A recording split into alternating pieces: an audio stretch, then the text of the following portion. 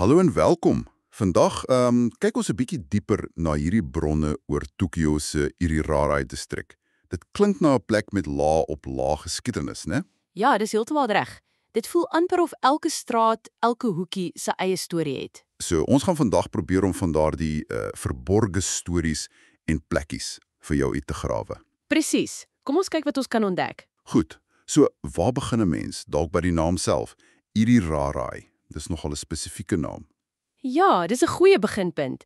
Die naam, wel, dis eintlik 'n samesmelting. Dit kom uit 1889. 'n Samesmelting van wat? Van twee ouer dorpies. Daar was Harajuku, wat meer aan die bergkant was, naby waar Sano vandag is. OK. En dan Iriamazu, meer na die see se kant toe by Omorikita. Ek sien hier, Iriamazu beteken moenie ingaan nie. Dis nou interessant. Hoekom so? Ja, dit was omdat dit Shogun Tokugawa Yoshimune se private jagveld was vir valke in die Edo-tydperk. Regtig. Valkjag. So mense kon nie sommer net daar rondloop nie. Nee, definitief nie.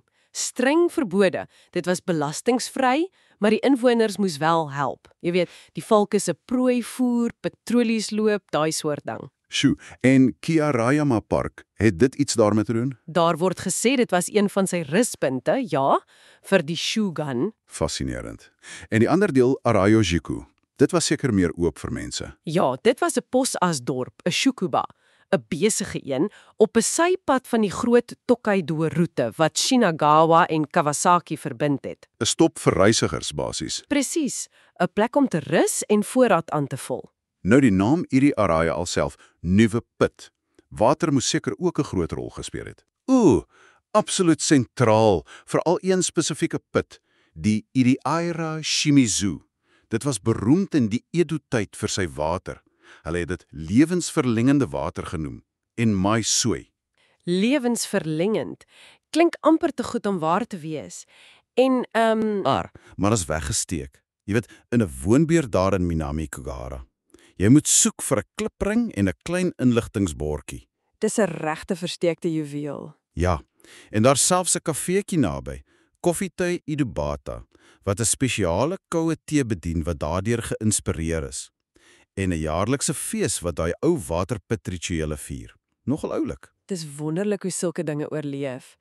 Was daar nog belangrike waterweë in die omgewing? Definitief. Daar was die Yahata-rivier.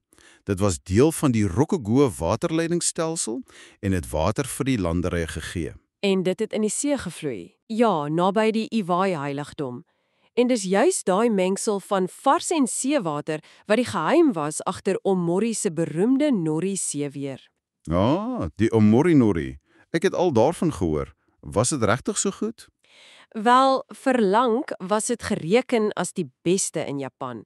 Maar ja, daai bedryf het ongelukkig in 1963 geëindig, weens grondherwinning in die baai. Dis jammer. So die rivier self is ook weg. Meestal. Maar jy kan nog oorblyfsels van die ou Yahata-brug sien, naby die Asahi-brug en die Ito-Yokado winkel. En die Omori Museum hou natuurlik die herinnering lewendig. Hulle het selfs werkswinkels waar jy noritsuke kan leer maak. Terug na Arayoku, die postasdorp. Daar's 'n storie oor die Shinsengumi ook, né? Daai bekende samurai groep. Ja, die legende sê Kondo Isami, die leier, het in 1863 daar gestop, by 'n teehuis genaamd Naniwaya. En wat het hy daar gedoen? Waya bestaan nog steeds, al vir meer as 150 jaar, sommer in die Arayachuku-dori winkelstraat. Ongelooflik. Gebruik hulle nog dieselfde resep? Blykbaar, hulle het nog ou Edo koperbakvorms en 'n geheime resep wat 'n bietjie sout insluit. Party sê dis dalk om die ou samurai-rantsoene waar te boots. Wie weet. Dis fascinerend. En daar's nog iets daar. Ja, op die tweede vloer het hulle 'n replika Shinsengumi ruskamer ingerig. En in die straat self, kyk uit vir perdeskoenmerkers op die sypaadjie waar perde gerus het en 'n replika van 'n ou Edo kennisgewingsbord. Dis amper soos om terug te stap in tyd. Klink daar moet sien.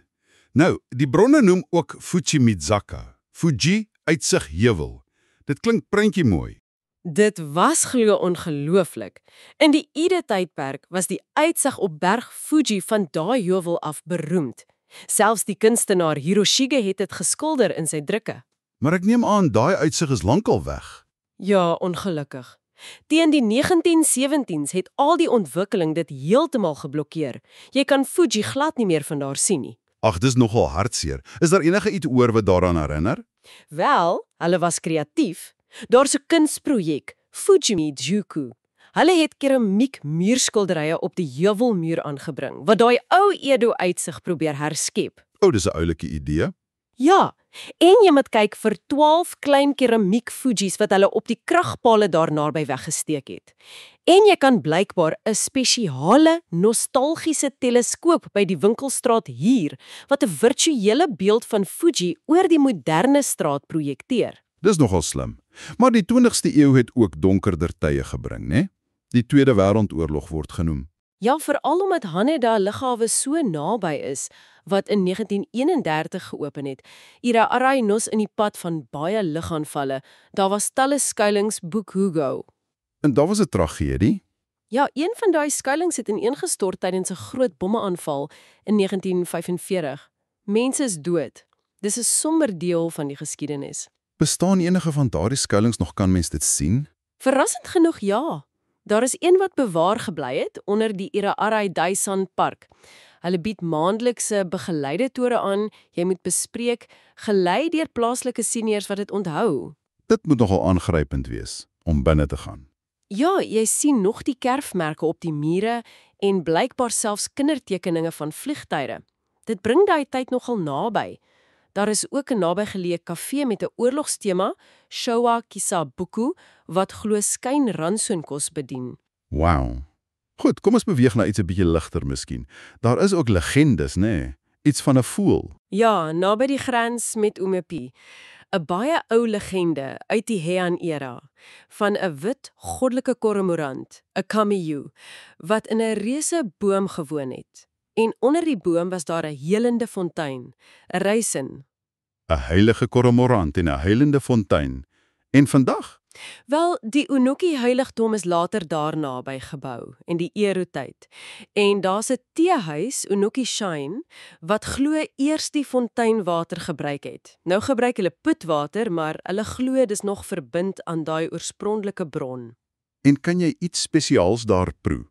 Ja, hulle maak 'n monaka-soeding, gevorm soos 'n kormorant met 'n plaaslike sitrus en swart suikervulsel. Jy kan ook 'n miso-ranery bespreek, 'n soort waterwaarsyerie-seremonie waar jy van die pitwater drink. En by die heiligdom kan jy wense skryf op ima-bordjies wat soos kormorant-vere lyk. Dis nogal besonders. En daar's nog ander belangrike geestelike plekke? Ja, ons het die Aiwai heiligdom genoem, naby die ou riviermonding, en dan is daar die Zenkeiji-tempel. Dis nogal 'n belangrike een. Hoekom? Dit hou die grafte van die 6 martelare van Ariuku. Dis dorpenaars wat in die Edo-tydperk tereggestel is omdat hulle teen swaar belasting geprotesteer het. Hulle word steeds elke Februarie met 'n spesiale diens herdenk. Soos dit wys hoe diep daai geskiedenis van, wel, gemeenskap en selfs protes hier lê. Presies. Dit alles wys net, die Airai is nie net een storie nie. Dis laag op laag, shoguns, water, samurai, kuns, oorlog, legendes. Alles is nog daar. Al is dit soms 'n bietjie weggesteek. Jy moet net weet waar om te kyk. Van die smaak van daai mashawai-yaki tot die stilte van daai ou oorlogskuiling of die gedagte aan Fuji wat jy eens van daai heuwel kon sien. Ja, dit maak dit nogal 'n ryk plek om te verken. Wat staan vir jou uit na ons gesprek vandag? Miskien hoe 'n naam soveel kan dra of hoe die landskap en die mense se storie so vervleg is? Weet jy, 'n laaste interessante punt uit die bronne. Omori-stasie, die treinstasie, is oorspronklik nie eers in Omori dorpie gebou nie, maar tegnies binne die grense van Ariaku, en dit het glo destyds vir bietjie wrywing gesorg. Ja, regtig. Ja, dit laat 'n mens dink, né? Hoe plekname en amptelike grense ons gevoel van geskiedenis en identiteit vorm, veral wanneer die kaart nie heeltemal ooreenstem met hoe mense 'n plek onthou of ervaar nie. Dis iets om oor te wonder terwyl jy dalk self die area gaan verken.